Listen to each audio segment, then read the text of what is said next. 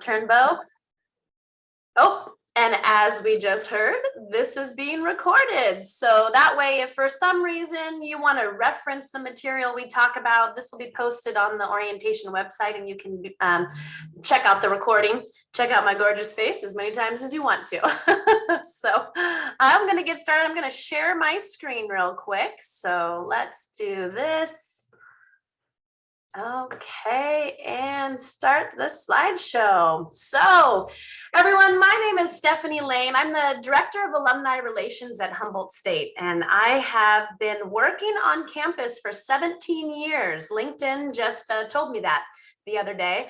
And I've been on campus for 21. So I started as a student in 1999 and graduated in 2004 and then have worked on campus ever since. I feel very lucky, and I have such a strong connection to this campus and really care about the experience that your student's going to have, because I want it to be just as powerful and exceptional as mine was. So I'm really, really honored that the university has entrusted me with the parent and family program and being your liaison to all of the different resources that we have here on campus. So Forever Humboldt Families is a branch of our Alumni Association. And just to give you a quick little history, our Alumni Association dissolved back in 2015 and became the Forever Humboldt Association, which is for anyone who loves Humboldt, and I'll get more into that in a second. So that's where that Forever Humboldt comes from. You guys are the family portion of it.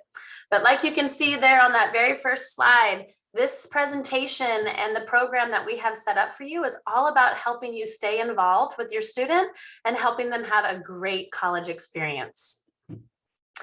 So I like to start off every single presentation about how to be involved with Forever Humboldt Families with some tear jerkers. The entire reason that we are here is to get to this moment on this photo here, to have these caps totally decorated with the accomplishments of their previous 4 years. I love this. Thanks, Mom and Dad. That's from 2017. This other one here to the right says, my parents worked with their hands so I could work with my mind. That one gives me goosebumps every time I read it. A couple more here in Spanish there for our Spanish families. Thank you, Mama and Papa, it says. Thanks, Mom, on the other one. You know, commencement is my favorite day of the year. And I know that sounds cheesy and she must say that to everybody, but it really truly is. And the second favorite day of the year is today, move-in day. And so seeing families and students excited and nervous and really concerned about what is going to be in store for them, and then getting the honor to also coordinate commencement and see those students on the stage 4 years later and those same nervous feelings, but now they're going off into the world, and you same excited parents and families supporting your student and celebrating your student. It is so much fun to see the full circle happen and in a university setting. And so you all are just starting your journey. And I cannot wait to meet you back on the commencement field and celebrate with you when your student has obtained that degree and decorated that hat. So like I mentioned early, Forever Humboldt is the Humboldt State Association. We got rid of our Alumni Association back in 2015 because we realized so many people love Humboldt. It's not just about our alumni. We have a very small community here, and the community is just as supportive and has just as many experiences with the university as our alumni do. And so we opened up our association to everyone. So it is now not dues based, and we really serve our alumni, our students, our families, faculty, and staff, and donors. So I always joke that my constituent base is the world, pretty much anyone who loves Humboldt. So welcome to being part of that, as being part of Forever Humboldt Families. So this moment in your life, Humboldt State's gonna be your student's new home for the next 4 years. And hopefully exactly 4 years. And you're gonna learn today to see how you can help keep them on track and all the resources that'll help them have a smooth ride.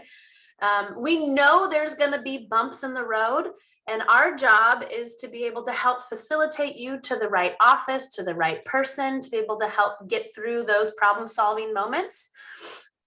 And research that we've done when we started Forever Humboldt Families and experiences that we've been through really show us that your student is going to be most successful the more involved you are.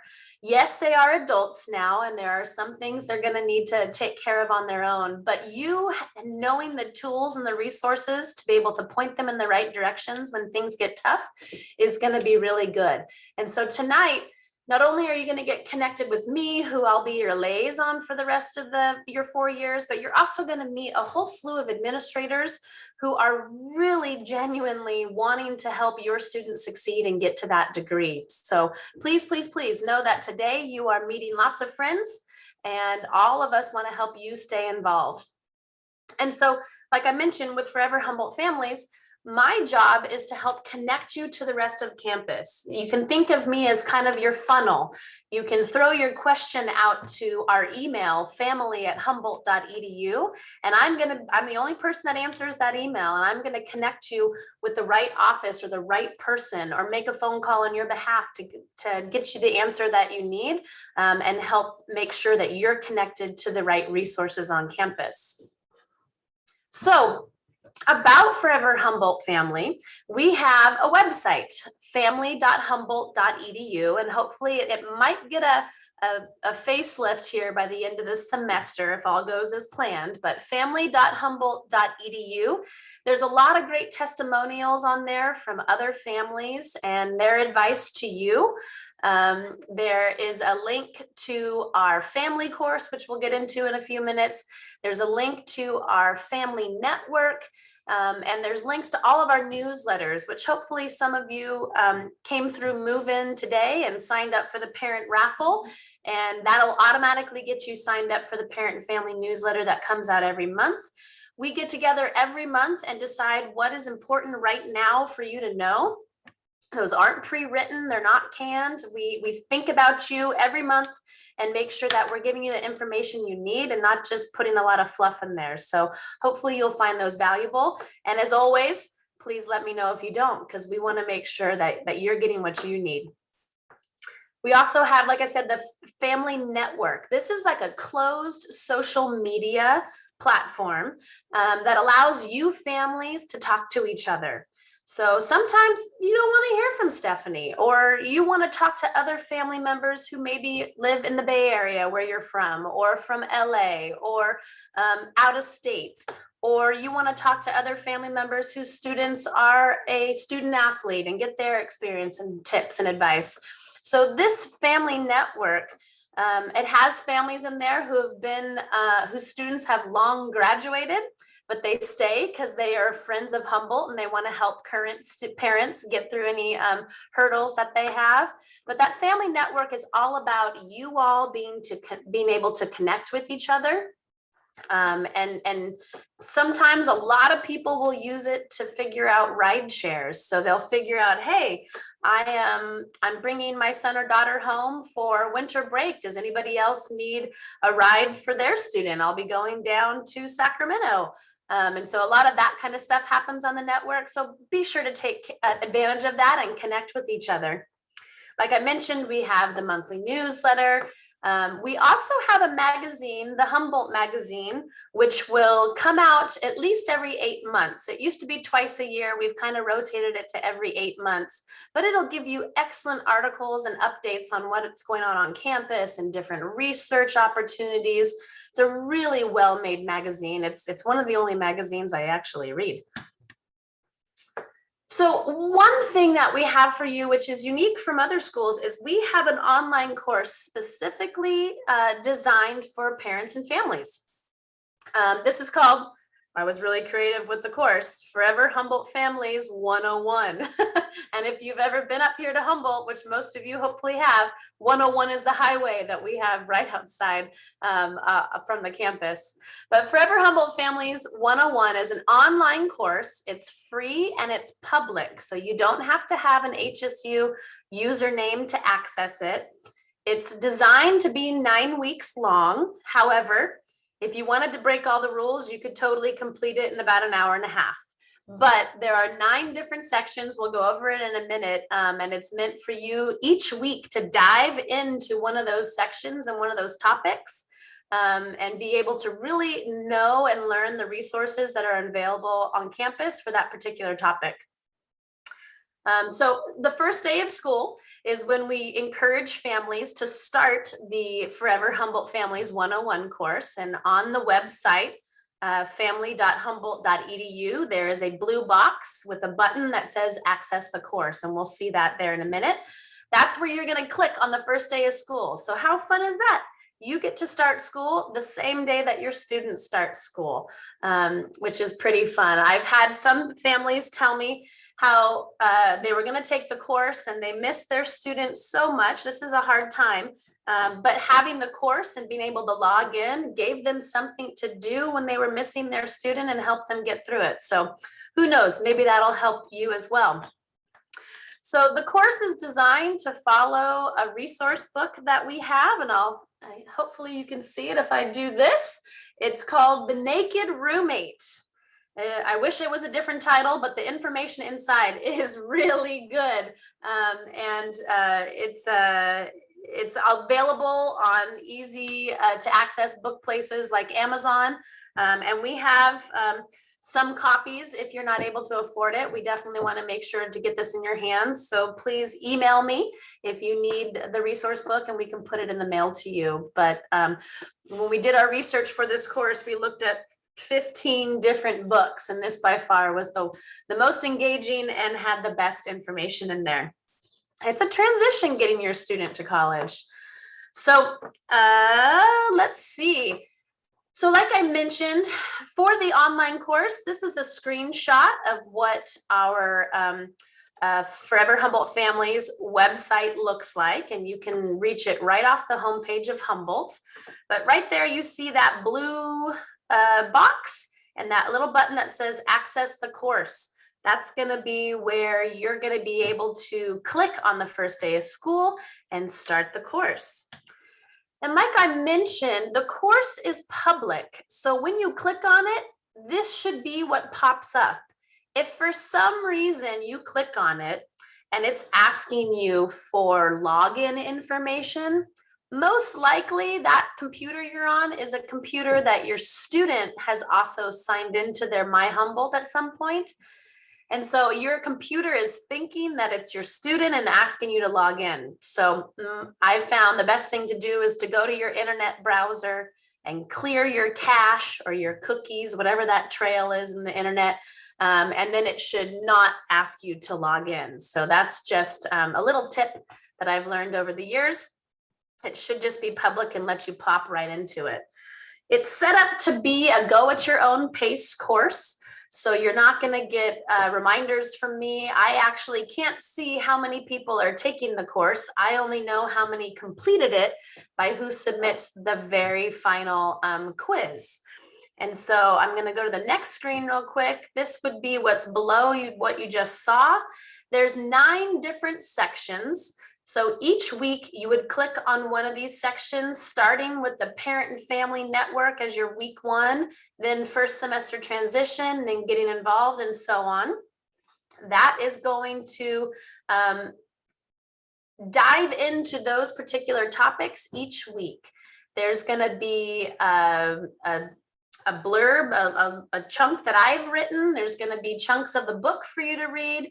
There's going to be homework assignments. And those homework assignments could mean getting onto the Parent and Family Network and writing a response to one of the forums, one of the homework questions. It could mean mailing your student a little package or a letter to say, hey, how you doing? Thinking of you. It could be exploring the options within the police department about safety and diving into a website. They're not meant to be hard questions. They're meant to be opportunities for you to engage in the topic. So if you do find it very hard, I want that feedback so I can help change it. But really, it's meant for you to spend about a half an hour to an hour and a half on every week. So not a lot of your time. Maybe you work it into every Monday, you sit down and do one of the sections. So here's a little bit what those sections look like. You have the overview. Oops, that went too far. You have the overview of what to expect within the section, and then you can read about it. All of those orange spots are links to other resources and websites on campus that we're talking about. And the course remains open all year long so that you can go back to the sections and reference how to get to something. A lot of families have talked about how that's been helpful, so we keep it open. One of my favorite parts about this course is not that it's so hard, but that it gives you a glimpse of what it's like for your student who's going to be having some online learning. This platform that we're using for the parent and family course is the same platform that your student is going to have for all of their classes. And as you can see on the left-hand side, the links for our course have home, the network, and then syllabus. If you don't know, syllabus is like the outline for every class that happens. So every class is required to have a syllabus. It typically has a schedule of assignments and topics, and also all of the policies for learning. And so if you click on syllabus in the family course, it's going to give you an example of exactly the kind of syllabus that your student would have when they start their classes. So again, this is teaching you what it's like for your students. So if they call and are overwhelmed or having a bad day and can't figure out their Canvas, you already have some knowledge of how it works and can help them. We want to be able to empower you to help your student. And so that's what this is about. The best part of taking this course is that when you finish it, you are going to earn your student a sweatshirt. Yes, you heard that right. So if there's any incentive for you to take the course, not only just to learn all the resources, but you are going to earn your student a Humboldt State sweatshirt that looks like this, a nice green hoodie with Humboldt State on it. They don't sell those in the bookstore. So anytime I see someone walking around campus with that hoodie, I know their family took the family course, and I usually give them a high five and they think I'm silly. But we'll give your student that sweatshirt. So the 9 weeks are set to have topics that come up at those certain times. And then the end of October, when you're finishing the class, is perfect time for hoodie weather in Humboldt. So them getting this hoodie, it's great timing. So you will have done something great for your student. You will have learned so much about Humboldt along the way. And it'll be a really hopefully enjoyable time for you. And if it is not, I want that feedback so we can help improve it for the future. But now I want to show you a video. This is part of what makes Humboldt really special. So hopefully the volume will work, and I will double check the chat and make sure it does. So here we go. Can everybody hear that?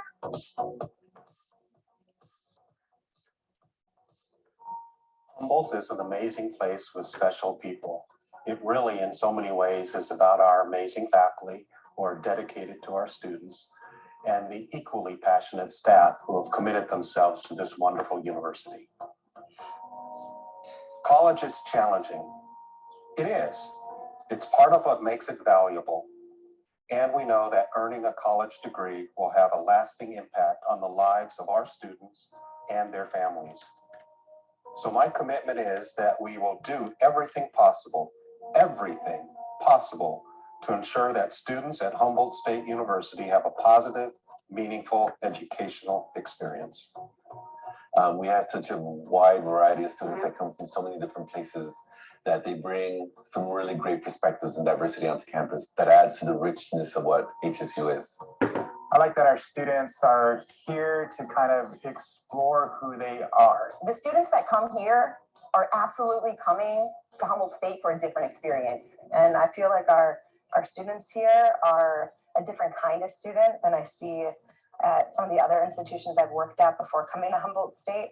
Our students are passionate and they're driven. They're passionate about social justice. They're passionate about the environment. They're passionate about making the world a better place. And that passion is contagious and inspiring. They are literally inspiring me every day to try and keep up with their aspirations, their determination, their commitment to excellence. Our students have big hearts and want to make the world a better place for everyone. It's true. It's true. It's so true. The students, the faculty, the staff, they're all in different roles and different backgrounds. Makes for diverse projects. We're always working on something new and challenging. What I love about working at HSU is that it has the finest undergraduate program in the whole country. Full stop. And I'm super lucky to be part of it. If I and all the people here on campus can contribute just a little bit to that, to all of these great young people going out and changing the world and making it a better place, then our day is made. Well, I love working with the students and the new insight they bring to things that I already think and believe. And I love that challenge because I love that process of learning. What I would say to new parents and families is be prepared for your child to be different when they come home. This place will have an incredible impact on them because Humboldt isn't a school, it's an experience. I would say they are leaving their kids in great care with us. They're coming to an amazing university. Take advantage of the faculty and the staff that want to support your student and encourage your student to connect with those people. If your student can get engaged in a class that they like or a club or activity that they enjoy, they're probably going to find a sense of belonging and really like coming here. I think there's lots of ways for them to get involved. We're thinking about the whole student, not only your education, but your health and well-being, and knowing that you have what you need to be successful here. We have the services here to allow your students to thrive and function and ultimately graduate from the institution. There are many, many people on our campus that are working very, very hard to try and come up with new innovations, new ideas so that we can better serve our students and their families so they can achieve their dreams here at Humboldt and beyond. Families trust Humboldt State University. They trust us with their sons and daughters in hopes that they will have this meaningful experience. We will do everything we can to guide them, coach them, and support them along the way. An amazing place with amazing people, inspired by our students' dreams. That's Humboldt. That's awesome. Is that it? Are you okay? Is there anything else that you'd like to add? That you can... Not specifically, no, not that I thought of. But Great. You're done. HSU rocks, that's all.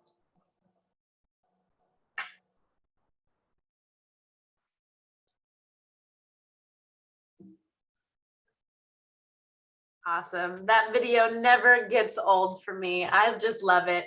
And Peggy, who is our financial aid director there at the end, she always makes me giggle. I think she'll be on our administrator panel here at the end of our session. But thank you all for taking the time to let me talk to you tonight. Again, remember, stay involved. And if you have any questions, if something comes up and you're not sure if you should intervene or not, family@humboldt.edu, that's the email, or you can go to our website, family.humboldt.edu, and get lots of information there. So I appreciate your time, and I'm going to go ahead and stop sharing my screen.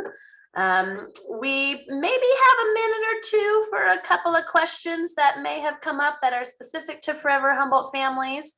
Yeah, there okay. were a couple, Stephanie, I have for you before we go to the next presentation. There was a question on, do you have a parent Facebook page? And if so, what is the name? Yeah, we haven't started a parent Facebook page. We have the more private family network. So that's in place of what some other schools do with a Facebook page. And that way, if you don't have Facebook or you don't want social media, our family network is what that is. So not at this time. If it becomes a big request, maybe we'll make one. But we do have a Forever Humboldt Facebook page, and we put information on there about our alumni, about our donors, about parent and family. So that would be all information about Forever Humboldt. not just family members. And so you can find that at Forever Humboldt Alumni on Facebook. And one more specific question that had came in for you is, can you repeat the email address? Yeah, so the email, we tried to make it as simple as possible, and it's just family@humboldt.edu, and you'll find that all of the email addresses at HSU end in that @humboldt.edu. So we are family@humboldt.edu. And like I said, unless I'm on vacation, I'm the only person that answers that email. So you now know the face of the person you'll be talking to. So yeah, any more questions there? That was it? Perfect, thank you. Okay. Yes, so that was the last question for you. Just one quick statement about questions. So some of the questions that we have received will be answered by the actual administrators who oversee them in the session after the next one. So we're not ignoring you. They will absolutely get answered before we finish at 6 p.m. tonight. We just want you to hear firsthand from the respective faculty or staff or administrator who oversees those. So just want you to know how we're answering the question. Great, thanks, Dr. Turnbow. And wow, as I'm wrapping up me talking to you, I can see our participant list, and we've grown by another 25 people. So welcome to all you families who joined in. You joined in just in time, because now you are going to hear a presentation that I don't think there is a single parent that hasn't wanted to ask questions or hear this information. So Raven Craig from our Student Health Center is going to give you a bunch of information on how your student can stay healthy, and potentially on insurance and healthcare and just all things health related. So Raven, take it away. Awesome. Thank you so much, Stephanie. I am going to throw in the chat very quickly a list of links, as well as my office phone number and my email address, so that if you want to refer to any of the things that I end up talking about, they'll all be there for you, and they're in order as I am going to go through them. Which I must say, if they forget to, Raven, that same link just might be in the family course under the Staying Healthy section. I imagine that they all are. So, all right. So I'm going to very quickly share my screen and then get it to present. All right, so my name is Raven Craig. I am a health educator at Humboldt State University. I have been at HSU for quite a while. I am a double alum, so I got my undergraduate degrees as well as my master's degree at HSU. I took a brief stint in DC, but then I came right back because I love it here. I didn't grow up here. I actually grew up in Covina, California, which is east of LA, which I know a lot of our students come from that area, so I'm familiar with. And I also lived in Washington, so I'm kind of a West Coast person. So I'm going to be talking to you about health and well-being services today. Just so you know, all of the information that I'm giving you today, I do a presentation that's more student-facing that during both freshman and transfer orientation as well. So don't worry, your students are also getting the information too. I think sometimes it's just reassuring to also give it to the families. And so I will be talking a little bit about our services, and then I also will be touching on some health insurance questions. And so if you have questions, make sure you put them in the Q&A. And if I don't get to them during the conversation, I'll make sure and stick around and answer them in the chat. All right, so the first, I wanted to start with our student medical services on campus, which is acute care. So we have a student health center that's located physically on campus. It's a fully functioning health clinic, and it's open Monday through Friday. The hours can sometimes vary by day, and usually it's open, from 9 to 4. And the best way to get in to use our services is to call and make an appointment. Currently, we're really asking people to not just walk in, mostly because of COVID risks. And so we really want people to call, but they can call and make same day appointments. We provide both telehealth and in-person appointments. So if somebody isn't local, they can still make an appointment with us. We provide acute care. So we function kind of the same way as an urgent care facility. So we aren't replacing a primary care physician, but we do assist with like things that are like urgent. So bleeding, broken bone, ultrasounds. We have a fully functioning X-ray on campus. We have both doctors and nurses, and we also have a psychiatrist that works for the Student Health Center. We do STI and STD screening, reproductive health. We have a pharmacy on campus as well, and a fully functioning lab. And so a lot of times people ask, like, how much does it cost? Can I use my own health insurance there? We don't accept any form of health insurance at the Student Health Center, and most of the services are already paid for through student fees. There may be like small fees associated with some tests, kind of depending, but almost everything we do is coming out of student fees and it's already paid for. And we don't accept kind of a health insurance, and we don't replace a primary care provider. We also do flu vaccines, as well as we will be doing a couple of COVID vaccination clinics throughout the semester as well. Speaking of which, we also assist with the uploading and the verification of immunization records. So all the immunization records need to be submitted through the Humboldt Health Portal, as well as, so not just the COVID ones, but all of the vaccinations. And so we can help out with those questions as well. And then we will be offering testing both through the clinic as well as an offsite testing that's also on campus for folks who were unable to get vaccinated, and who need to do those once a week testings. If a student is experiencing actual COVID symptoms, they need to call our clinic to schedule a test in the clinic as soon as possible, instead of going to the offsite testing or scheduling online, so that we can get them in as soon as we possibly can, and making sure we're following all the protocols that we need to be following. So we do currently have a scheduled COVID vaccination clinic, and the students all got this information in their email as well. It's going to be August 18th, which is next week. We're doing 9 to noon and 1 to 3. They can make an appointment by calling the Student Health Center on Monday morning after 8:45 a.m. They can call that number and make an appointment, and we'll get them in to see them. It is the Pfizer vaccine, and then the second dose will be offered on September 8th. So just so you know, we do have some local hospitals and aftercare options for students when our services aren't open. And so Mad River Hospital, which is the closest hospital to campus, is about 5 minutes away. And they have an emergency, they have an ER, of course. And then there's St. Joseph Hospital, which is located about 15 minutes away in Eureka. We have a nursing advice hotline. So if your student is like, I'm not sure what's going on, like I just want to talk to somebody, and it's after hours, they can call that hotline and talk to somebody about any kind of health issue they're facing that maybe is not an emergency, like a 911 emergency. And then we also have 24-hour therapist services and counselor services, crisis counselor services that can be offered through our counseling and psychological services, which can be reached at that phone number on the bottom there. And all of this information is located on, of course, on our website. We have on-campus health vending machines that are located in different locations. And so if your student is like in the middle of the night looking for cough drops or Pepto-Bismol or something they may get at like a CVS. We have those facilities located on campus.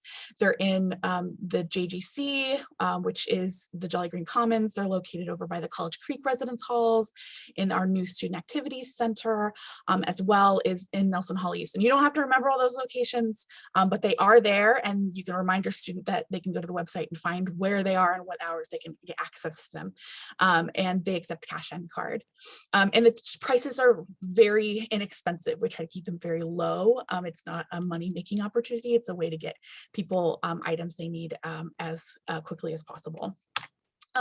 So we also offer counseling and psychological services on campus. These are kind of short-term therapists. And we have an amazing team of diverse therapists on campus. You can call them 24 hours a day to get support. Students can call them 24 hours a day. Students can receive support from them no matter where they are. They don't have to be located in Humboldt County in order to use their services. We provide short-term individual and couples counseling, as well as support groups and mindfulness education and skill building.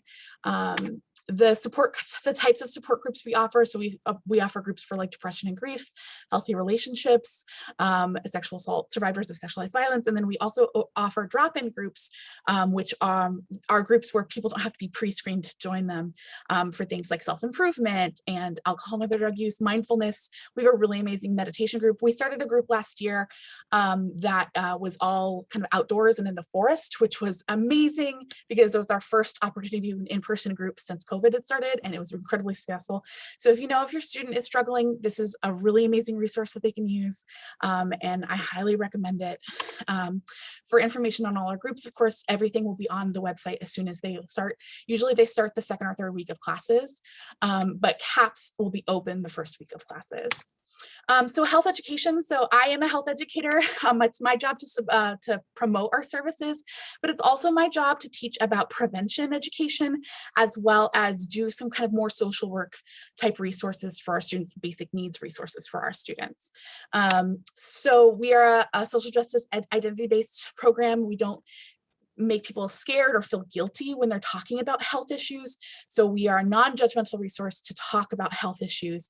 And there are kind of three main programs underneath the health education. There's the Peer Health Educators, the OSNAP Student Food Programs, and then Check It, which is our bystander intervention program. So the OSNAP Student Food Program is a program that's really amazing. It's an on-campus food pantry where students, if they are struggling to find enough food, or if they just want to get a variety of different food, they can come to us. We do local fresh produce, and we also distribute non-perishables. We teach people how to cook food. So we have these really amazing online cooking classes that we started last year, where students can come, pick up a bag of ingredients, and then follow along on Zoom while we all cook from our own homes. I think that Roger, who's one of our administrators, hosted one of our classes for us last year, and they're really fun. We also do nutrition education, so we teach about different food, and we also help people sign up for EBT, also known as CalFresh. So if people are struggling to pay for food, we have a resource for them as well. A part of OSNAP is OSURE, which is where we help people navigate the world of health insurance. Shockingly, it's difficult for everybody. Nobody comes into school, nobody comes into adulthood understanding how to navigate health insurance, and it is a constantly changing landscape, and it's very difficult. And so we try to make it more accessible for folks. So like we can do anything from helping people learn how to make their own doctor's appointments, but we also help people sign up for Medi-Cal and Covered California if they're going to be buying their own insurance plans. We don't offer an insurance plan through Humboldt State, but we do help people navigate insurance plans that are offered by the state of California. We also do Family Pack signups, which Family Pack is a program that helps pay for reproductive health. And then we help folks transfer their benefits if they are already on Medi-Cal from one county to another county. So the important thing to know about insurance in Humboldt County, so there's a couple of things, is that many people in the state of California use Kaiser Permanente, and we don't have a local Kaiser facility. So if your student is on Kaiser, we don't have a local facility. Their Kaiser is accepted at like local emergency rooms, but obviously not everything is an emergency. And everybody's health issues are going to be able to be covered by like the urgent care we offer on campus, and then maybe going home and seeing a doctor when they're home. But if your student has an emergent health issue and a long-term relationship with a doctor and they are in a Kaiser facility, that's something that's probably going to be a little bit tricky to navigate. And so it may be something that you want to have a conversation with me or with one of our case managers about, to try to get you the best information that we can. If your student has Medi-Cal, so some of those Kaiser students are going to be on Medi-Cal, some of them are going to be through maybe your job. But if your student has Medi-Cal, which is the California program for folks who have health insurance, those are designated by county. And so some of the counties, so if you're coming from a smaller county, your health insurance likely will work just the same in Humboldt County. But if you're coming from a larger county, those counties have their own health insurance programs, and they don't necessarily transfer between between counties. Like you have to designate which county you're a resident in order to use your services there. And so if your student needs to have a local primary care physician and needs to see them regularly, they will have to transfer their benefits up here so they can use that. And that's a process that I can help students with. I will note that if it's possible for them to keep their relationship with their former county and to see their doctor when they come visit you, that may work better for you. It's very nuanced. And so there isn't like a one size fits all option for everybody. I think the landscape of Humboldt County is changing, so we may have some changes in the way we have facilities in the future, but right now this is how it works. We have some really awesome local doctors, but it is an impacted system. So we have more people who are trying to access services here than we necessarily have providers to offer those services. So sometimes it can take a long time to get in to see a local doctor. And so that's why we make sure that we offer quality care through the Student Health Center and help navigating to other places. So we also have a program, like for instance, if a student needed to travel to go home to maybe get some dental work done, for example, we have a program that can help them pay for that travel if they need to. And so there are lots of different ways that we will absolutely help to make sure that this isn't a barrier to people graduating and to getting the health services that they need while they're here. So yeah. I also run the Peer Health Education Program. This is a program where students outreach to other students to talk about health and the different health resources.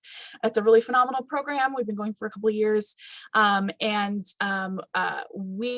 has hours on it. Currently, we're not physically open, but we've been offering a lot of online programming, including a series of workshops that are called CIYs, which are Choose It Yourself health education outreach programs, where students can learn about different health topics that may impact them during their first couple of years in college or for their whole life, really. Our most popular one is definitely sleep, and then our second most popular is stress. So surprisingly enough, in college, you don't get enough sleep and you struggle with stress. And it's helpful to have other students to talk to about that information. And the cool thing about our students is that they're backed up by doctors and nurses so that they have high quality information that they're sharing with the students, but they're sharing it from their own kind of student-based perspective. And so we try to make sure the students have all the information they need to make healthy choices throughout their college career. We also have a really amazing program called Check It. It's our Bystander Intervention program. It's a program to make sure that our community stays safe and to interrupt moments of harm. It's nationally recognized and really involved and phenomenal community. All of our programs, OSNAP, Check It, and Peer Health, hire students to work for them. So if your student is the type of student who's like, seems like this is their jam, you can get them in contact with me and I can see if we have any positions open. I think we're going to have some positions open in the fall. And then also, we have volunteer programs. It's an excellent way to get involved and to get connected to our campus and to the goings on that we have going on. All right, so that's kind of my presentation in a nutshell. I think I went a little fast. So I probably answer a couple of questions at this point. Thank you so much for that, Raven. Always so informative. Really, really appreciate you. There are a couple questions specific to your session, and I am going to sort of combine this question around prescriptions and locations. So the question is, should we have prescriptions sent to the health center, or is a local drug store in Arcata better? And can my child use the pharmacy for their regular medication pickup, or should they also do local and mainly around insurance? Yeah, so you should definitely have your medications transferred to a local pharmacy that isn't the on-campus pharmacy. So there's a CVS, and then there's like a more mom-pop local pharmacy that are both in Arcata within campus, like either bus or walkable, and it's called Clooney's. And so the reason why being that the campus pharmacy doesn't accept insurance, and so they only take prescriptions from the doctors in the student health center. So, you know, if your student needs amoxicillin or ibuprofen or something like that, they can get it from the campus pharmacy. But anything they are coming to school with, you should transfer it to a local pharmacy, or you can even sometimes have them mailed up. And if you have questions about that, like specific medications, you can reach out to me and I can answer your questions. Thank you, Raven. So another question here, and I'm going to preface this, Raven, by there is going to be a COVID mini overview a little bit later, so answer what you feel comfortable. But it says, hi, Raven, weren't all the staff and students supposed to be vaccinated to take part on campus?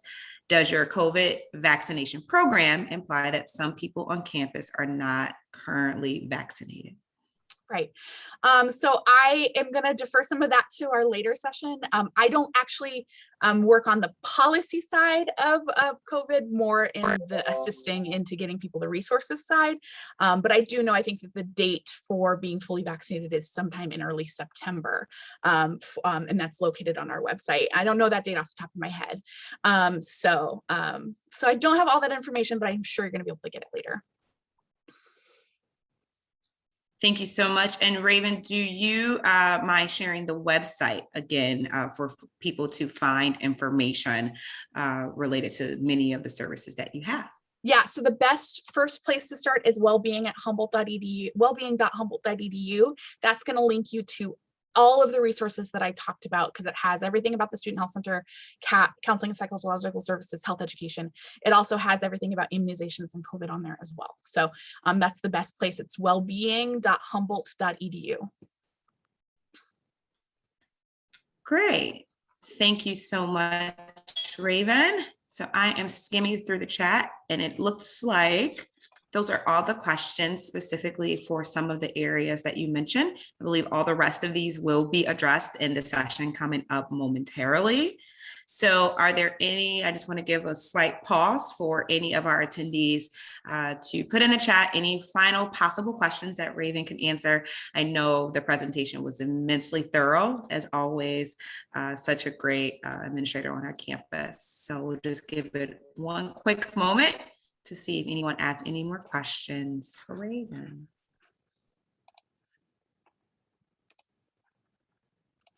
I see that somebody has asked the CAPS number. I'll pop that in as an answer to the question as soon as I'm done. Thank you. Perfect. Okay. Hearing no questions. Thank you so much, Raven. It is greatly, greatly appreciated. And I am going to turn it back over to Stephanie. Yeah.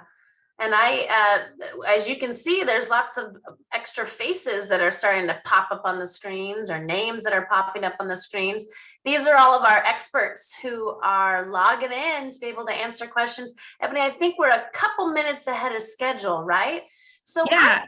I'm thinking we might want to take, if anyone needs to take a bathroom break, maybe we'll give everyone just a few minutes to get in here before we start introducing everyone. How does that Absolutely. Sounds great. I think a 5-minute break is good. And I think our panel should be logging in by that time, and we can start introductions. Wonderful. So I will turn off my camera and bounce right back in just a couple of minutes. So everyone, if you want to take a 5-minute break, I'll put in the chat.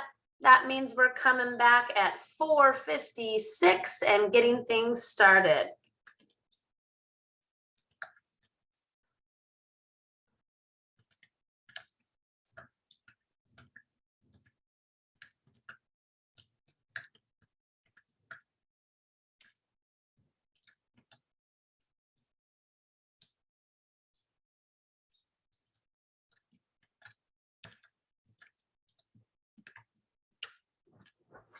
Okay, see you in just a few minutes, everyone.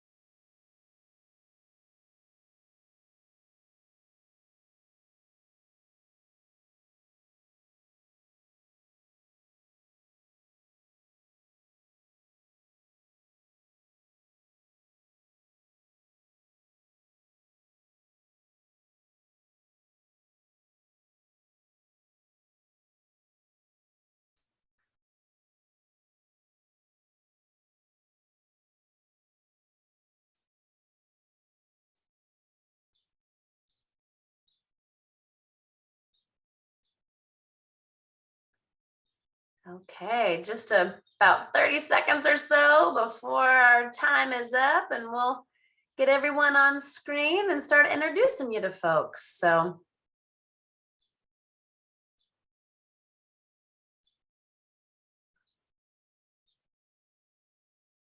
it's nice to see everyone's faces. This Zoom helps us stay connected, but today seeing people in person on campus moving in has been great. And all you families out there, we cannot wait for you to visit campus and meet all of us in person. So be sure to memorize all the names of the people you're going to learn tonight, and shake our hands or give hugs. I'm a hugger when it's safe. We really truly mean it when we say that you are now part of the Lumberjack family or the Humboldt family. So you're going to meet some of our most prominent family members right now. So Dr. Turnbow, we'll have you introduce yourself first again, and then maybe call out the administrators for them to introduce themselves. So take it away. I'd be glad to. Thank you so much, Stephanie. Okay, so as we continue into our last hour, once again, my name is Dr. Ebony Ford Turnbow. I am the Dean of Students here at Humboldt State University, and I oversee 3 primary areas within our student affairs component, which is our Office of Student Life and Event Services, our cultural centers here on campus, as well as student support and access services. Happy to be here. And we have several faculty, staff, and administrators here that are going to answer numerous questions that we will be calling out that are in that Q&A. So I just want to remind you to put your questions there, and these are the beautiful faces that are going to answer those questions for you. To help orchestrate introductions, I am going to call out either like your first name or your position for you to introduce yourself. So just say your name and your title, and maybe just a brief snippet about what that means or what you oversee. And so with that, I am going to start with Vice President Merriweather. Hello, hello, and hello again. Welcome to Humboldt State University. To all of our beautiful parents and families and everyone who is here, we're glad to have you. Whether you are a parent, a grandparent, whether you are like my parents and you adopted a child and you got them to this point, whether you are a cousin, a loved one, or just someone around the way who's always had your students back, I welcome you here. I oversee student services and enrollment management, and I have a fabulous team who's here to help you. Thank you so much. Our Chief Financial Officer. Hello, parents. I'm Sharur Zupavar. I'm the Vice President of Administration and Finance. I recently joined Humboldt State about a few months ago. I like to say I transferred from a community college where I was in Arizona for some time before coming. And I'm just really glad to be here. Areas that I oversee include finance, accounting, the police department, facilities, and procurement. Perfect. Thank you so much. Heather. Hi, I'm Heather Madar. I'm an Associate Dean Fellow in the College of Arts, Humanities, and Social Sciences. My home department is also the art department, so I'm especially happy to talk if there's anybody here with a student in art, but of course, any of the areas in College of Arts, Humanities, and Social Sciences. And I'm really excited to be here with you all today on this really momentous occasion, and I'm looking forward to the conversation. Thank you. Steve.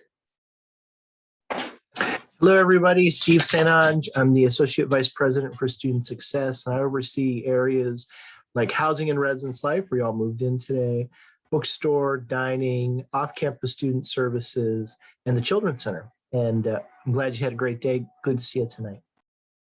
Thank you so much. Roger.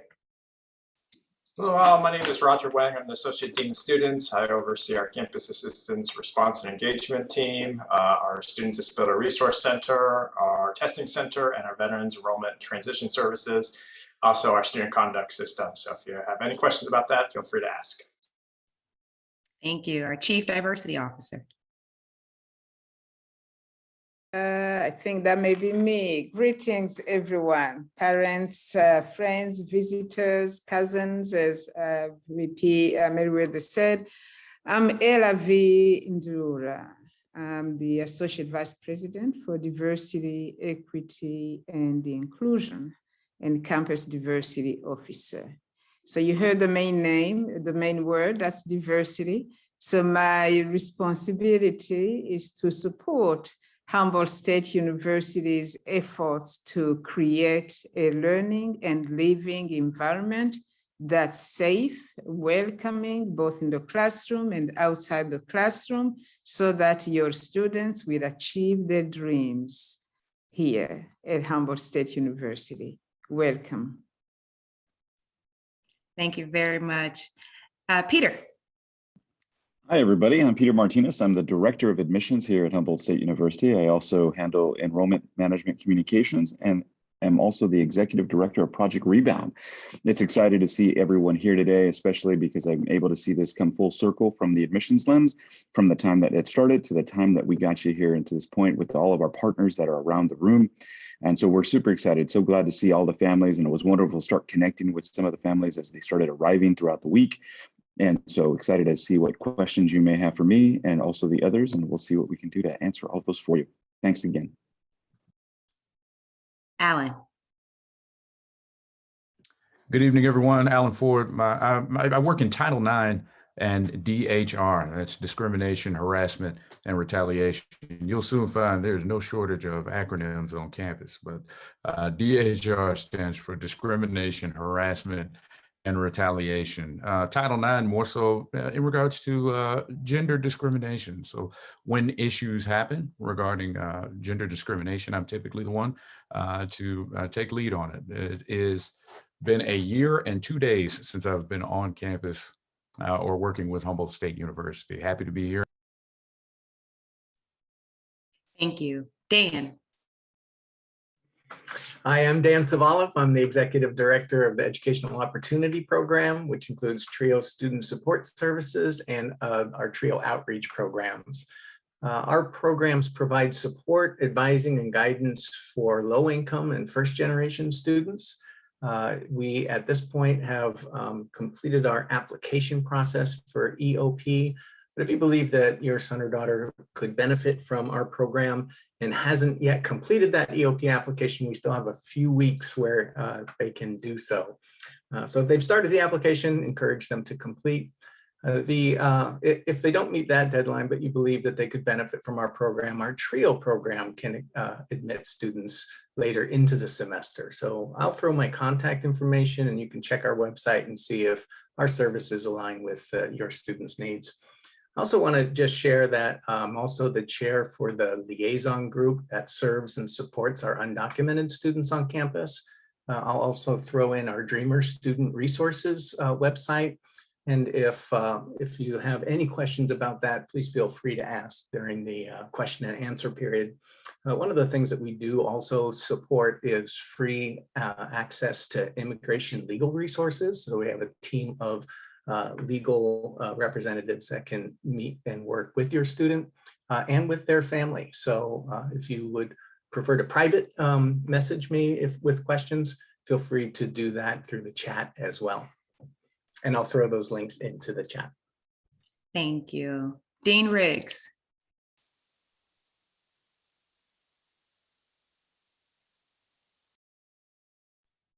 Oh, Dean Riggs, I think we're having some audio issues. We can't hear you.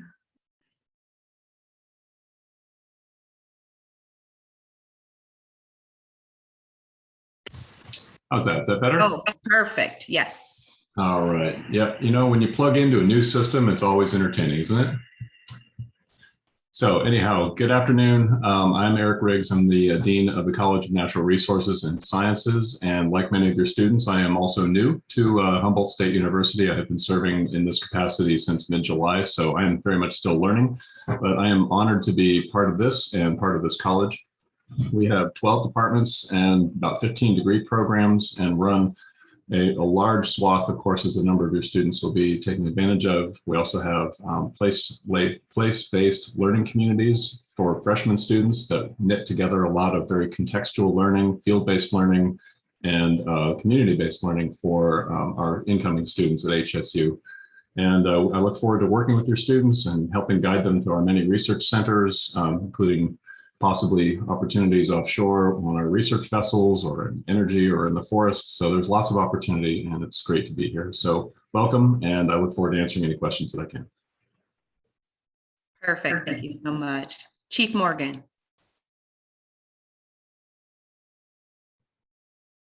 Morning. I'm joining a little late, so I'm assuming we're just doing introductions. All right. Anthony Morgan. I have the honor of serving as Chief of Police for the University Police Department. Under the police department is both police dispatch and parking.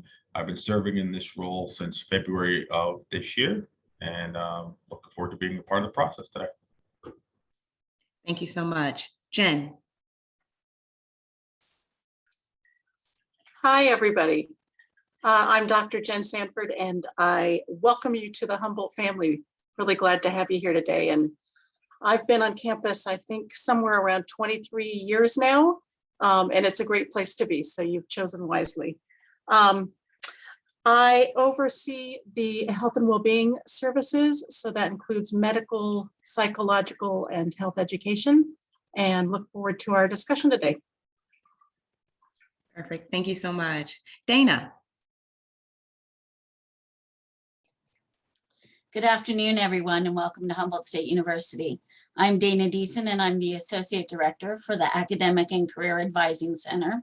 I'm also here representing the community for, the Center for Community-Based Learning, and RAMP is also affiliated with our area. We are here to support your students as they navigate college and learn about how to be a successful college student. We also are the academic advisors for first and second year students in a multiple of majors. And we provide career services to students throughout their academic career here at HSU. Our goal is to help them both be successful while they're here, and then also help them prepare for the exciting new world they'll be joining when they leave HSU.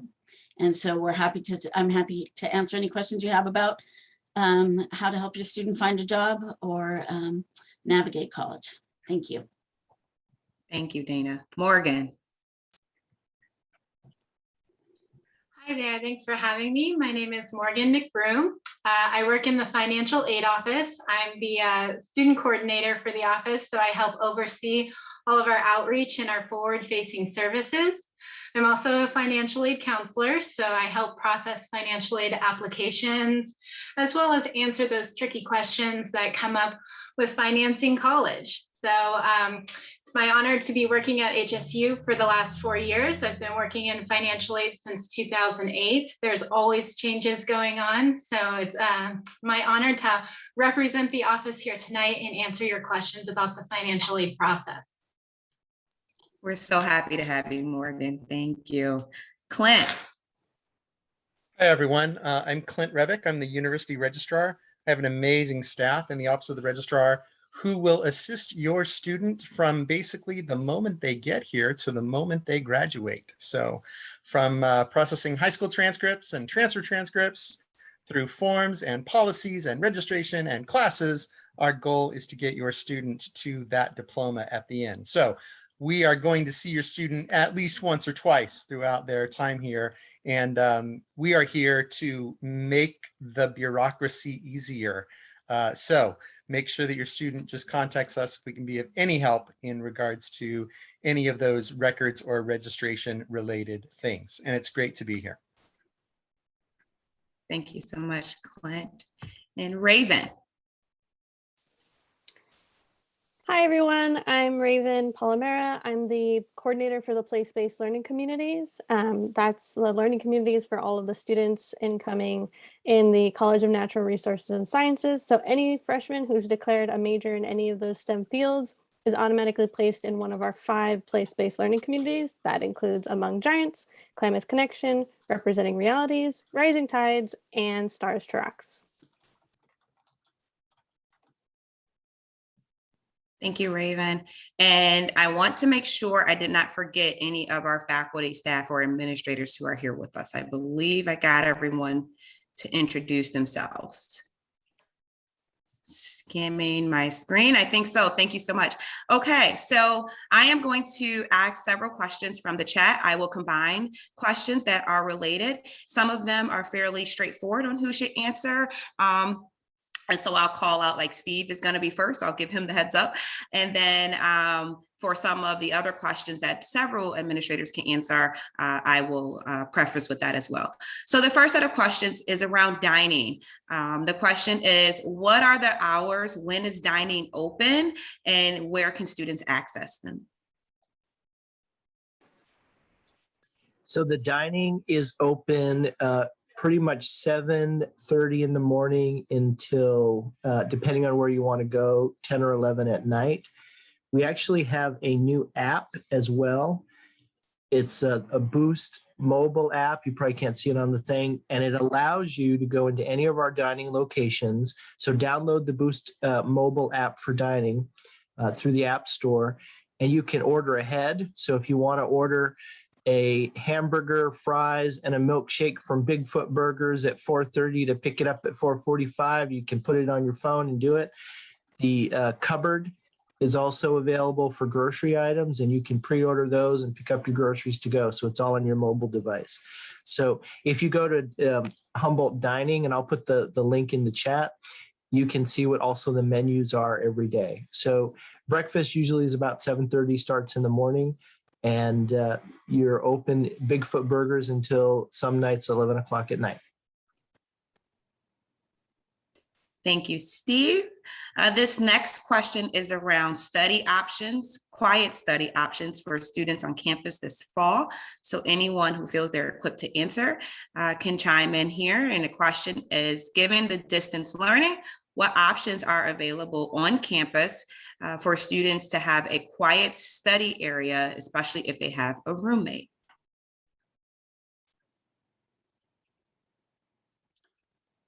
Ebony, I'm happy to jump in there. This is Dana Deason, and there will actually be a number of spaces open on campus for students to come and study. Different buildings will have designated study spaces and computer labs that students can go to. They should be published on, I believe, the library's website. They're probably published on quite a few different websites. And in a minute, I will see if I can find some of those and put them in the chat for parents. Perfect. Thank you, Dana. I'm going to ask one of our academic partners to answer this question. The question is around the graduation rates of our students and what are we doing as a campus to help address and enhance those?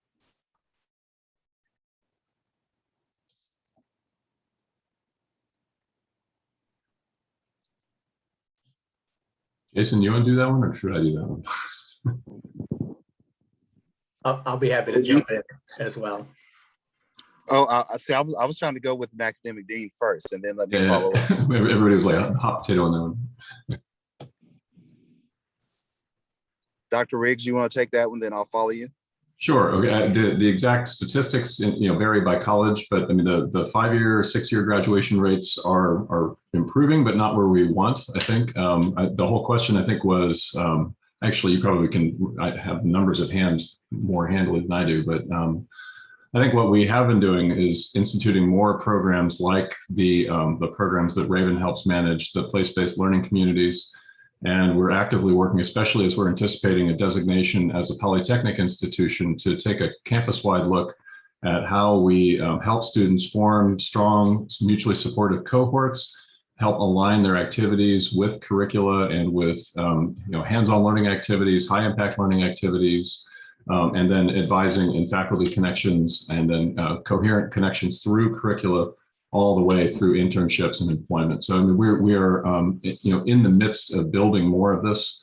We wouldn't have been recognized for polytechnic designation if much of that work hadn't already been underway for some time. So your students will benefit from those activities immediately. But certainly looking down the road, that is going to continue to improve as we invest in new programs and in connecting the programs that we do have. So hopefully from an academics perspective, I see many good things coming, many things already here. And this is a great time to be at Humboldt State because there are some amazing changes happening that will benefit students directly. Thank you so much, Dean Riggs. Right on par with the academic questions, there's a few questions I'm going to merge on. How are classes being offered this fall? Are they virtual? Are they in person? Is it both? And how do students know what they have?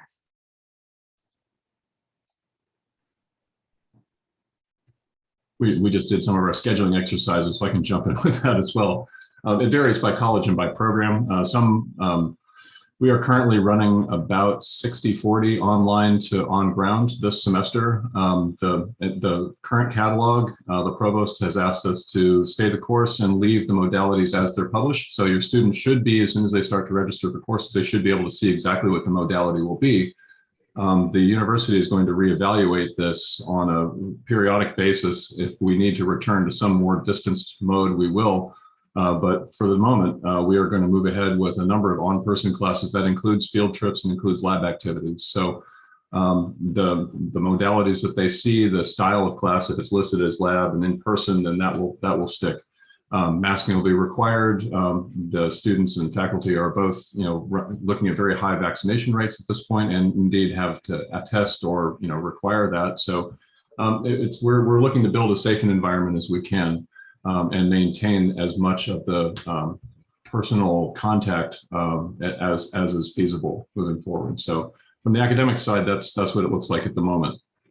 Some departments are completely virtual and have made plans to be that way for a while. Others have a higher degree of on-ground classes. And so it will vary by major and by program.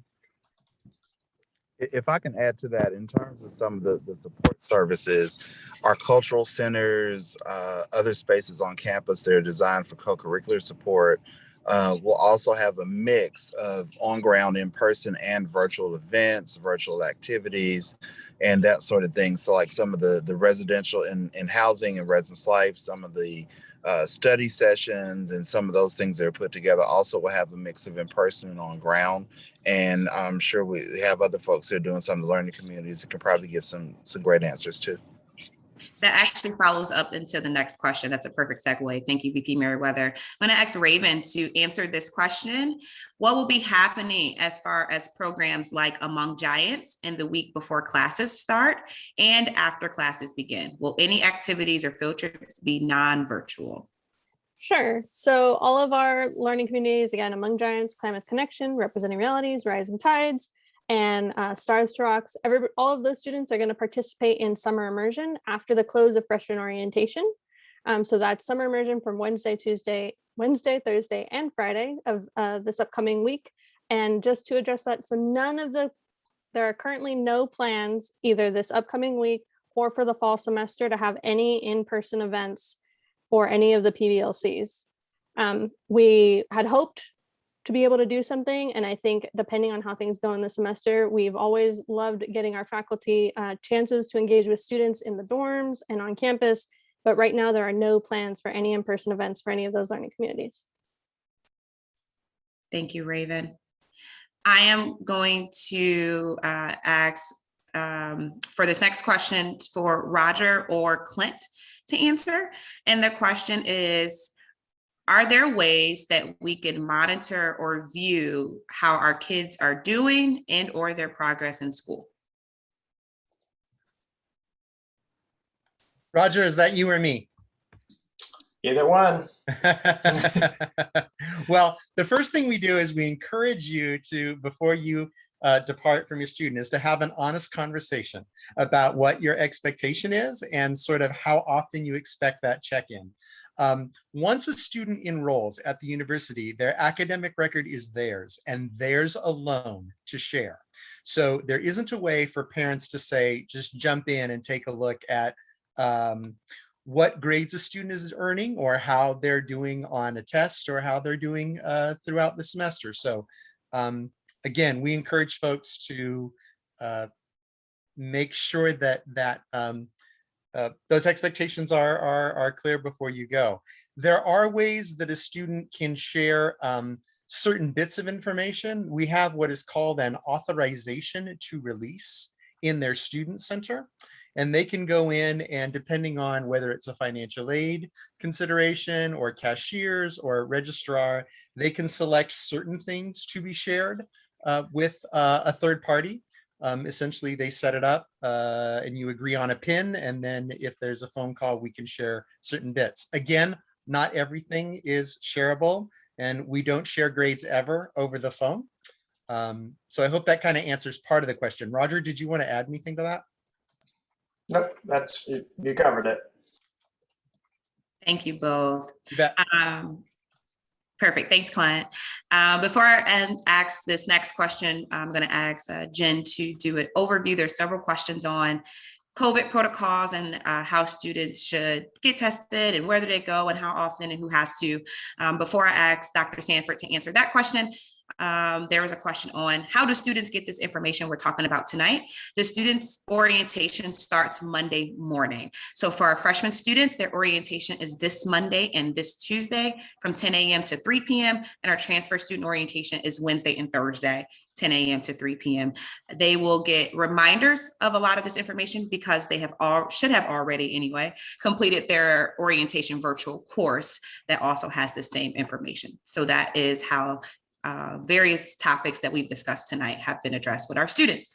So with that, I'm going to ask Dr. Sanford, there's questions on what are the COVID protocols the campus is implementing and how do students go about them? If you could do an overview, and then if there's any other of us who want to add on to anything Dr. Sanford says, that would be great as well. Sure. So September 10th is the date that the campus expects everyone to be vaccinated. With the exception of folks who are living on campus and housing, those folks should have already turned in information about their vaccination status. So for move-in folks, they should be vaccinated and they're good to go as far as that goes, but they still need to wear masks indoors or outdoors within 6 feet of other people. For those folks who have exemptions, medical or religious exemptions, they're expected to quarantine for 10 days in housing and to follow all of the COVID guidelines, which include the masking and distancing in certain situations. We are collecting vaccination cards for students through our EMR. And that has been an ongoing process. And I will say that a good majority of the folks who've turned anything in, I think we're sitting at close to 97% are vaccinated. So the expectation for all of campus right now, we have universal masking, meaning anytime you go inside, you're expected to be wearing a mask. And then again, if you're outside and you can't keep a 6-foot distance, you will be wearing a mask. Everybody on campus is expected, and this includes employees, to do a daily wellness check. And if anybody were to fail that wellness check, they should not come to campus. They should let professors or their supervisors know, and they can go get COVID tested. We do have COVID testing on campus, 2 different locations for anybody who's asymptomatic, just for regular weekly testing for those who need to do the weekly testing piece. That would be located in the Great Hall on campus. Right now, that is Monday through Friday for 8 to 5. And again, that's for students, faculty, and staff. Test results come back pretty quickly, usually within a couple of days. If your student were to have symptoms of COVID and feel worried about that, they should directly contact Student Health, and we will get them in for testing with us. We have 2 different testing tests that we can do on in the Student Health Center. We can do rapid testing, which gives us results within usually 15 to 20 minutes. And we do PCR testing, which gets sent out to a lab and usually get results back within a couple of days. So I think that fairly well covers it, but happy to answer any follow-ups. Thank you, Jen. Does anyone have anything they want to add on? There is a follow-up question related to the pandemic that was asked. And the question is, how has the pandemic affected classes?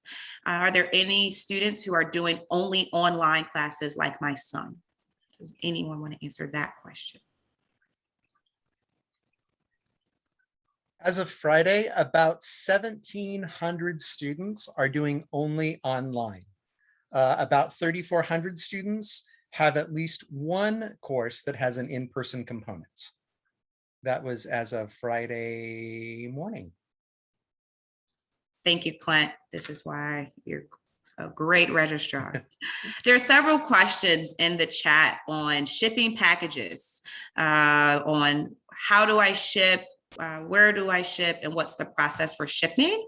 Is there anyone, maybe Steve, possibly, who can answer that one?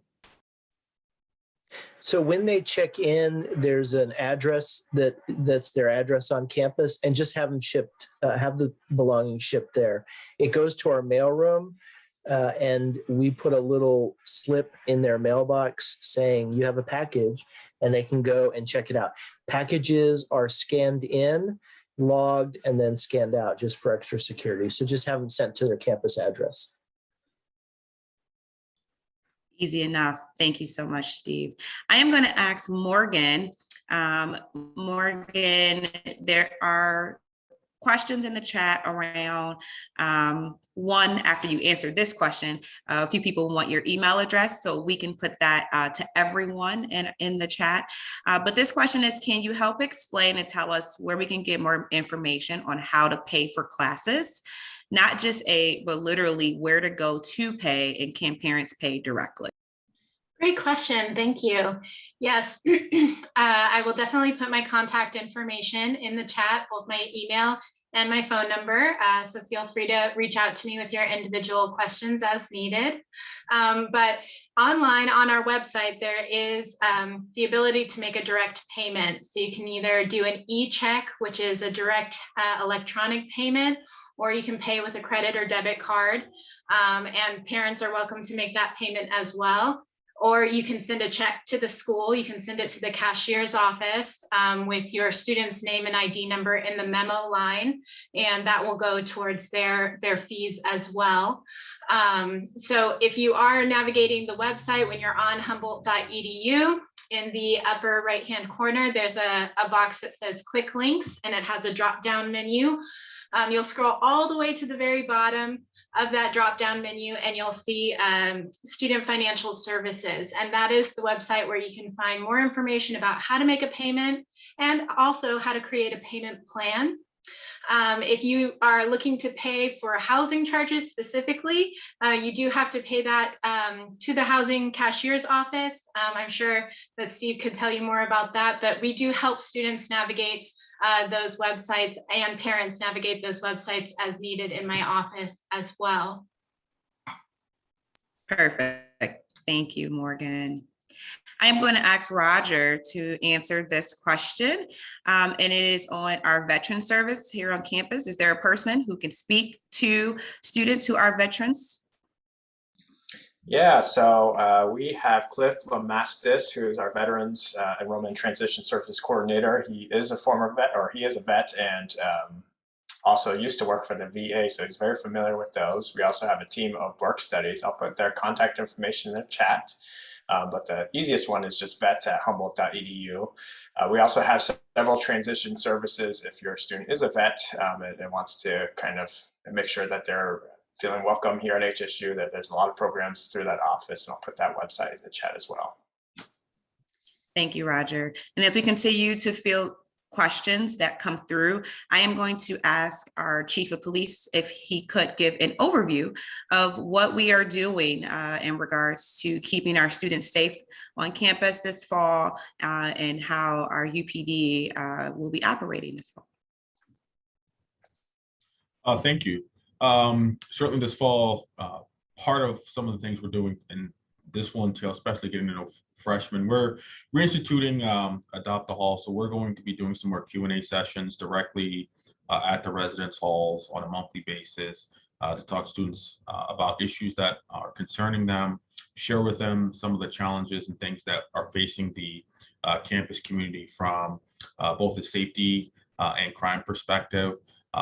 Other ways that we're looking to mitigate behaviors that may be happening in the broader community, keeping them from campus, is continuing our patrol strategy to really be overt, so the officers know that there's expectations on how long they have to be out on patrol, not in the station. So you'll see patrol cars throughout campus. You'll see officers on foot. We're really big into interacting and getting to know students. So that way, if there are any things, we know the folks that we serve. And so a lot of it is going to be predicated upon high visibility, communicating, getting into spaces and activities where we know students are going to be, so we can share information and answer questions as appropriate. And so those are some of the strategies we're using this fall, are really just to communicate and share information and be visible and present, so students know that we're doing everything we can to keep them safe. Thank you, Chief. There was also a question, and though we responded and typed directly to the individual, to our Title IX coordinator, I think that it is an area that is often confusing for those who don't understand the acronyms or understand what is harassment or what is covered under discrimination. And so I'm going to ask our Title IX coordinator if he can give an overview of some of the areas that would fall under him that he would be supporting our students. Sure. So Title IX is, again, mainly and primarily concerned with gender discrimination. This includes things like sexual misconduct, sexual harassment. As far as discrimination, harassment, and retaliation, those first two, discrimination and harassment, really hinge on protected status. So there would need to be an incorporation of a protected status in order to kind of launch a type of investigation or process for us to handle that. Now, that doesn't mean that we're uninterested with things that don't concern protected status. So in the event that there is something that takes place that someone feels uneasy about, we are more than happy to look into those incidents. We have a number of our different policies and procedures available on our website, which I will type into the chat. Thank you very much. More questions for Steve. There's two questions actually around food points, food plans. How do they get them? Can they be ordered online? Does it have to be in person? What happens for the second semester? Do they carry over? I know you put the app in the chat, but do you want to do a brief overview of how our food plans work? Yeah, good questions. I also saw the one about alcohol, and no, we do not deliver alcohol to the residence halls. That was a good question. The only place you can get alcohol is in Bigfoot Burgers, and that's after 4 o'clock at night. But we will not, they can order alcohol in their grocery list all they want to, and we will not deliver it to them. The food plan, and I put the link in the chat. It's very flexible, and we're really proud that with our new partner Chartwell's, we've able to increase the hours of dining and decrease the plan, and it's an all access plan. So you can go into the J, for example, 3-4 times a day if you want to, if you've got that 7-day all access plan. The 5-day, you can go in every day as many times as you want to. There's an option for guest meals. So if Stephanie is right next to me on the Hollywood Square, so if I want to take Stephanie to lunch, then I can use one of my guest meals. I want to take Alan the next day, use a guest meal. And there's also, and those all carry over to the next semester. There's some flex dollars. So let's say Dan Savala, if I want to take him out for coffee at the College Creek Marketplace, I can use my flex dollars. Those all go from fall to spring, but spring everything zeroes out. So we have we just hired a new chef, and we're making sure that there are great options for vegan, vegetarian, and we're going to be doing some live cooking demonstration. I think you've seen Dr. Merriweather on the screen. We're going to get him in there to have a cook-off with our chef. And you can vote to see who makes it better, right? And I know that it's going to be a great event. And this is one way to really get students participate, because let's say that what's your favorite dish, Jason? You make chili? Well, I make everything, but I'll go with lasagna. Okay, so we're gonna have lasagna cook-off, right? And if Dr. Merriweather makes a better lasagna from the chef, you'll choose, and that lasagna will be on the menu for the next week. So we're gonna get folks involved and have some fun. And hopefully that answers your questions, but glad to answer any that you have.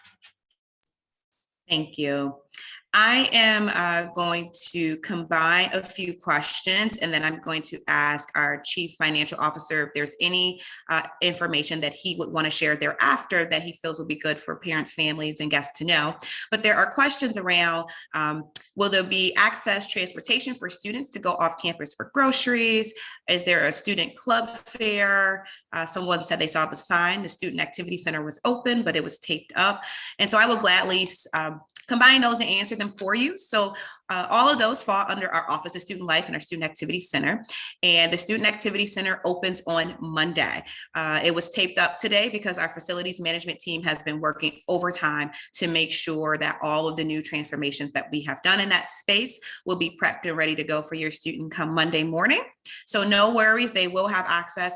And some of the new features are a movie lounge, a commuter student lounge for students who do not live on campus, but needs access in somewhere to be in between classes. There's also different pool tables and air hockey, various components for students to use in regards to video gaming, really making it a student-centered place. And so that will be open on Monday. Yes, we have a clubs fair.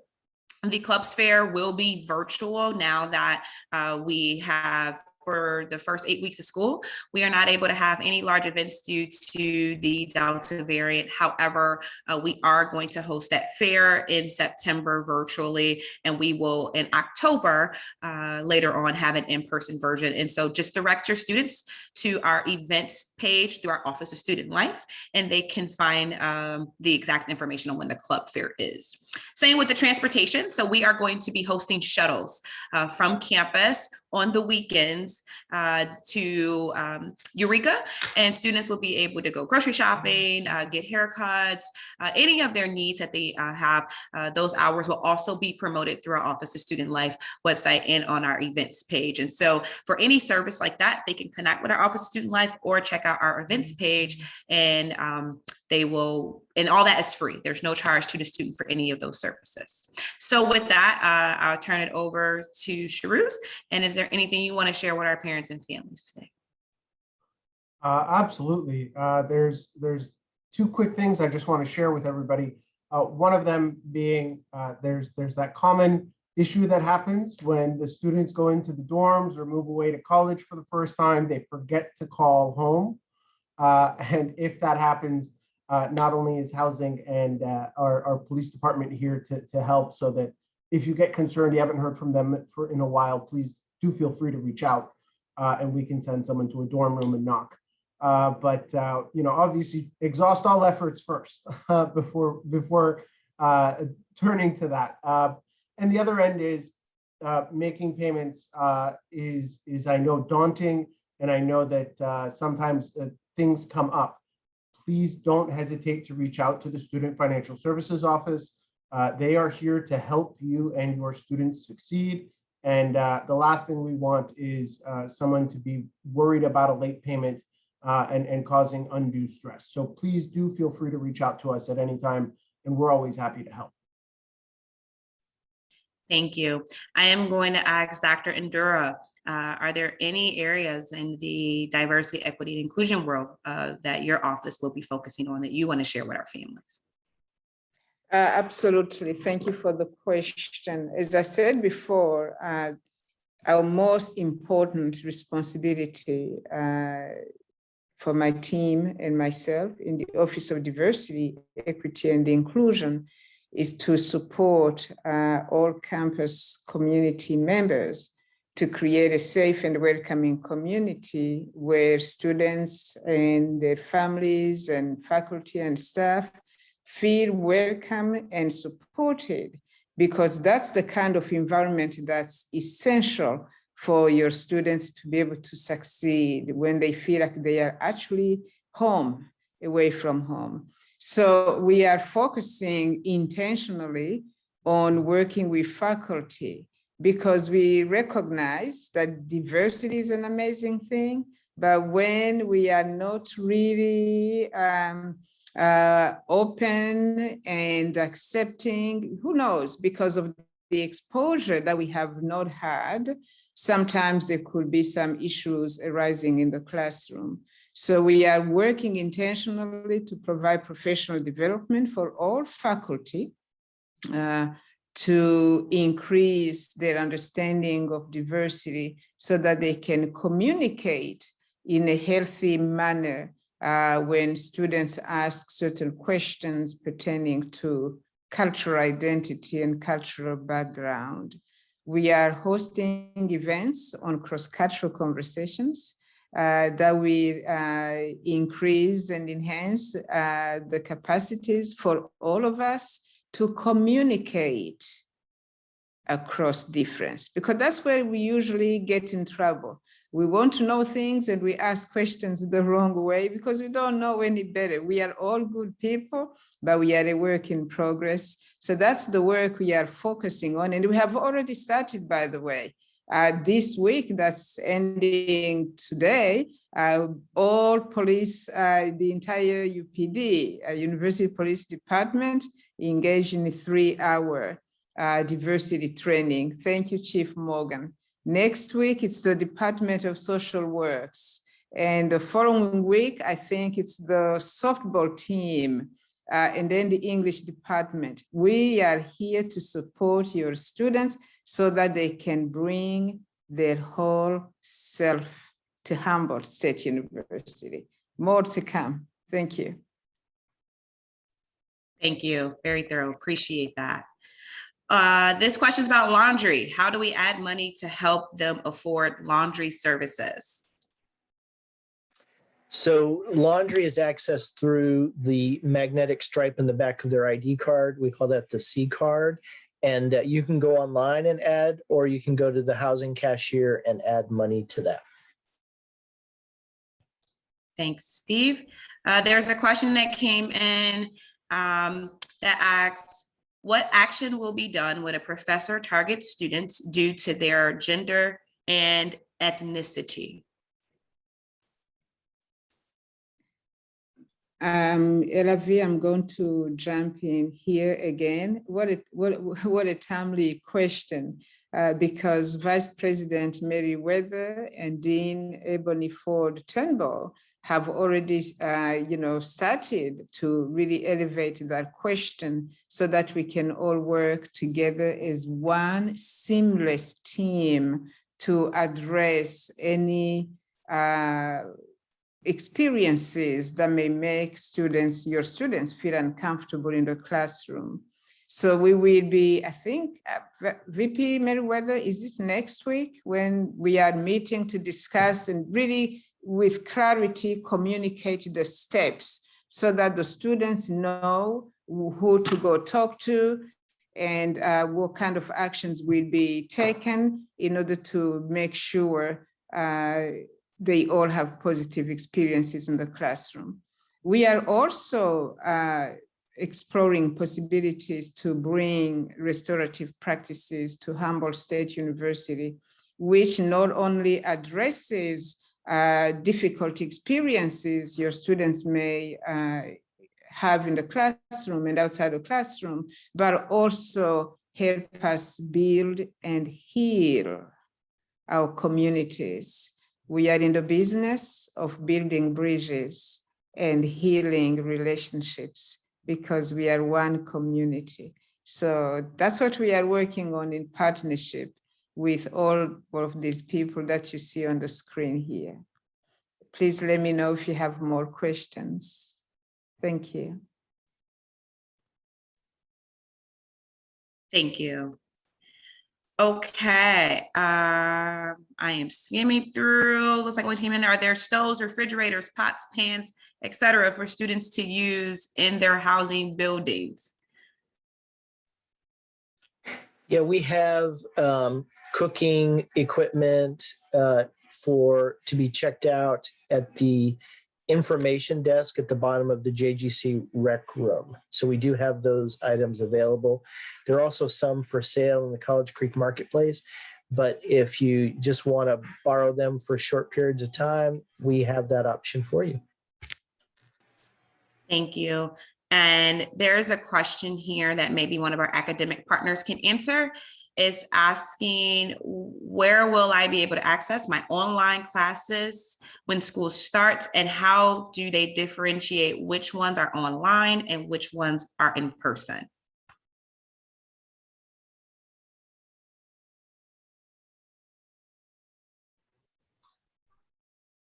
Clint, did you want to jump in on that one? Sure. So I answered something earlier in the Q&A there on that.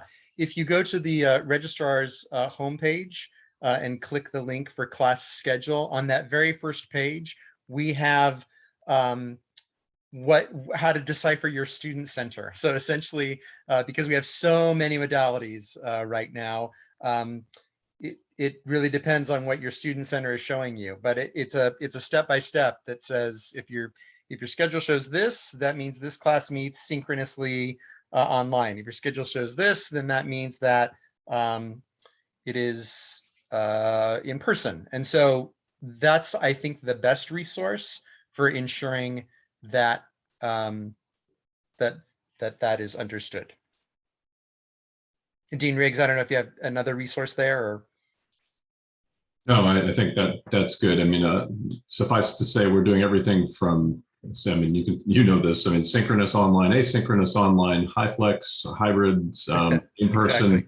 There's pretty much everything under the sun, and parents should rest assured that we have some good experience as a result, oddly, of the pandemic of doing this, and we've invested a tremendous amount of both faculty training time and also IT resources in making those processes more seamless and making learning experiences as good as they can be, and in some cases even more optimized in these mixed technological learning environments. So it's complex to keep track of, but yeah, like Clint was saying, learn to decipher those codes, and if all else fails, reach out and ask for help. Somebody in your department or your professor even can probably enlighten you and help figure out where to find all those resources. This is Dana Deason in the Academic and Career Advising Center. I'd like to jump in as well. We have academic and peer advisors available all day long to help students answer exactly these types of questions. So we will have virtual drop-in hours the first week of class every day from 9 to 4. We have a live chat that's available from our website all day long. You can also email ACAC, not AFLAC, but ACAC at humboldt.edu, ACAC. And there are plenty of folks who are standing by waiting to help answer any of these questions. So please do encourage your student to take advantage of those, in addition to all of the other resources that are available.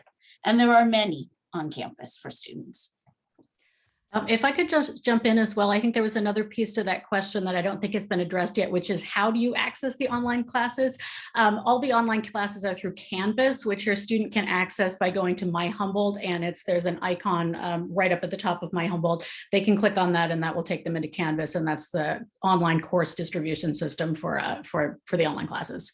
And in fact, actually all classes, I should say even in-person classes, all classes are required at a bare minimum to have an operational Canvas that has the syllabus on it and generally other kinds of useful information related to the class. And all of your students are used to this already because they had to use the Canvas course in order to register for classes this year. So they just need to go to the same place. So insightful. I love it. Thank you. Okay, as we begin to wind down and we've gotten through over 60 questions, are there any piece of information from any of my colleagues departmentally that has not come up that you think would be good for our parents, family, and guests to be aware of before we turn it over to VP Merriweather? Dan, please.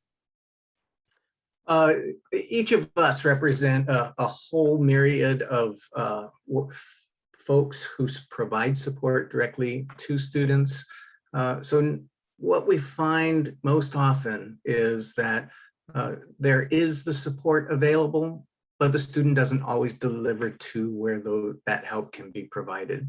So as you're having conversations with your student, know that there's a team that's available and to connect them. And that's anything from financial concerns to having challenges in classes, to uncertainty about the quality of their writing. They can go to the writing center, to all of the experiences that they might encounter.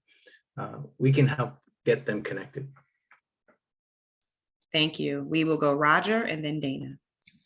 Just going to do a shout out for the Student Disability Resource Center. If your student had an IEP in high school, or they were receiving some sort of accommodations in high school, it's a little bit different in higher education. They have to reach out to us. I know a lot of first-time students have done that over the summer, but they haven't done so yet. Please encourage them to do so. I'll put the SDRC's information in the chat. It could be emotional support animals. It could be accommodations in classes. It could be, getting them connected to a counselor, whatever it might be, but definitely have them interact. Sometimes students think that it's a little bit different from their high school experience, and we really encourage them to get connected to the resources on campus as soon as possible.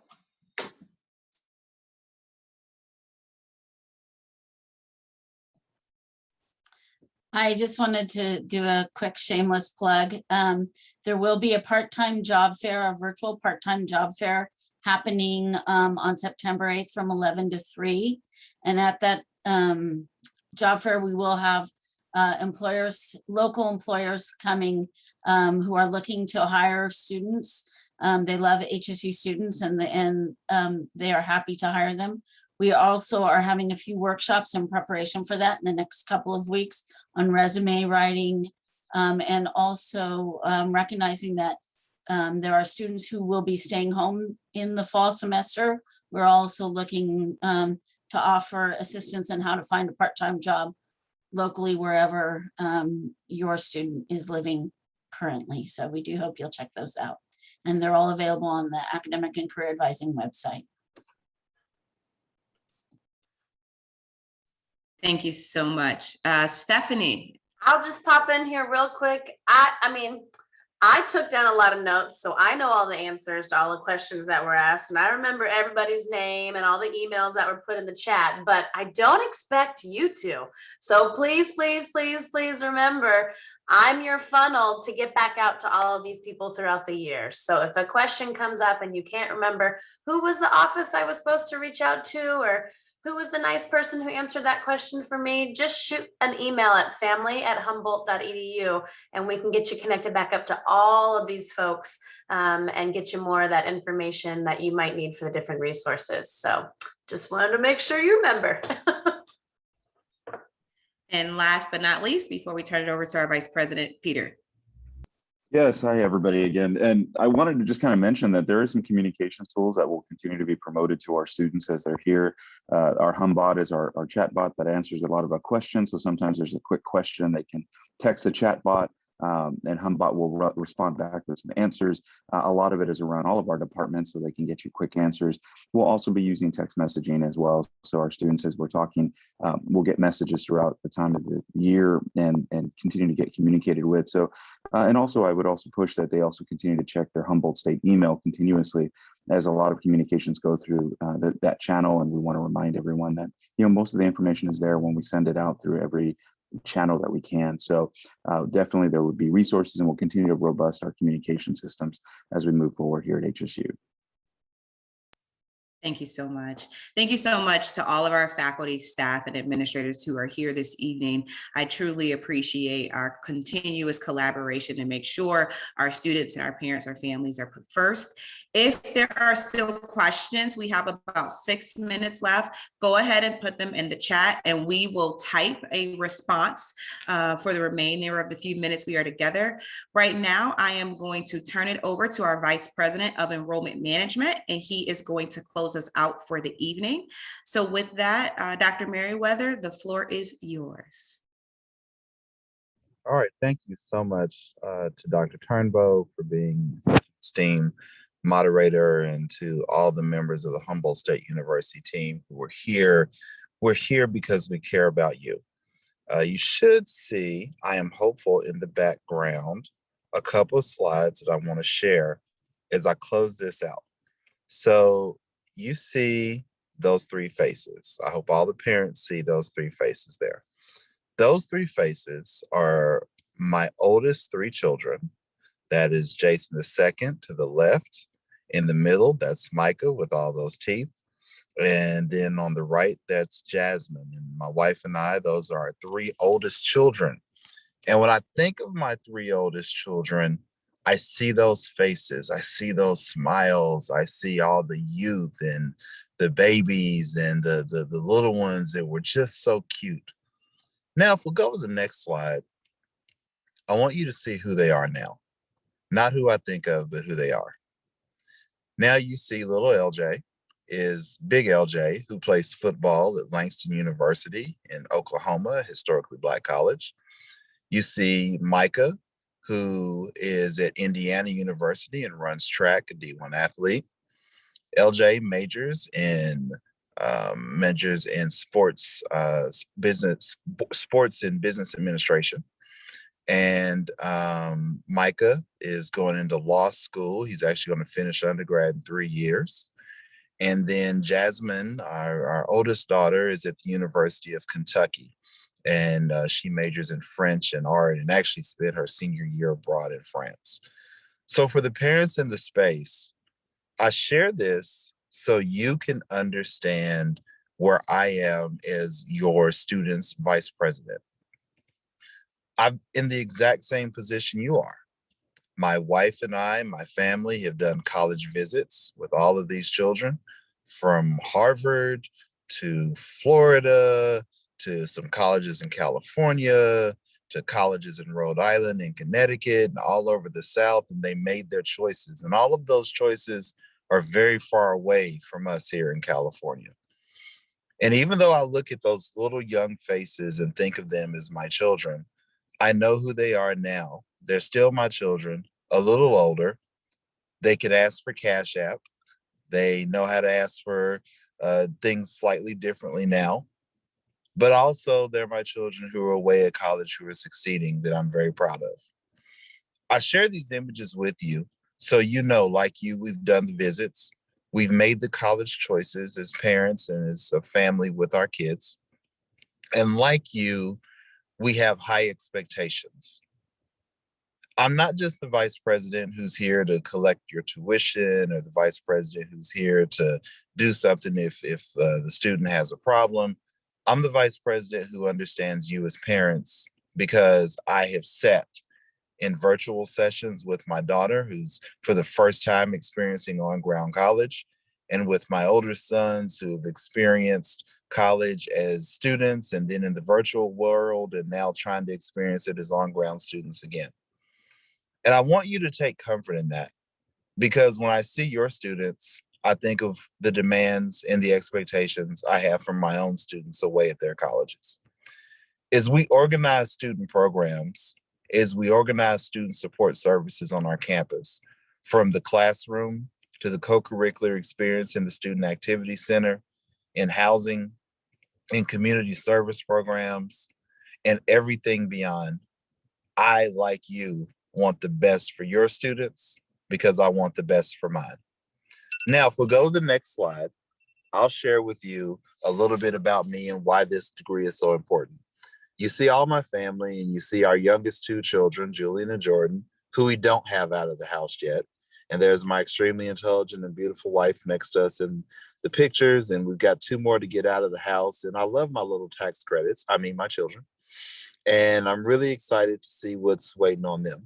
Next slide, we'll share with you in the top left of that next slide, if it changes, you'll see the tobacco farm where I grew up, in very rural, very agrarian Southern Kentucky.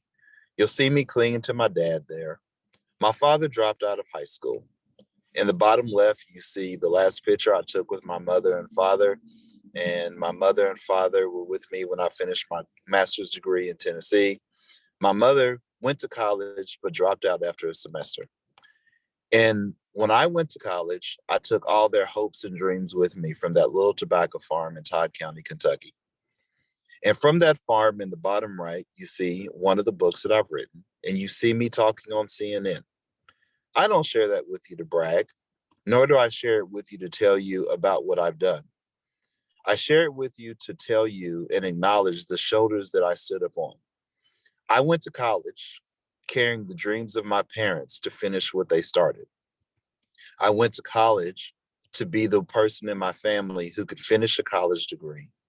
But most of all, I went to college not for me, but for the children who are ahead of me, who are a pretty long way from a high school dropout and a college dropout. I stand on their shoulders as my children stand on mine. I comfort you by saying your children, your grandchildren, your nieces, nephews, cousins, and again, much love to anyone who's adopted a child who, like me, I'm adopted. We're all standing on your shoulders for the generational change, whether you're coming from a farm or from the big city. College changed my life, and all of us are here to make sure that Humboldt State University changes the lives of your students and brings generational change to your family. And you have that commitment from me as your vice president, because that's what education did for me. And I believe, as all of us do, that the Humboldt State University experience, education, and degree will have that same generational change for your family. I will see you in 4 years. Thank you so much. Bye, everyone.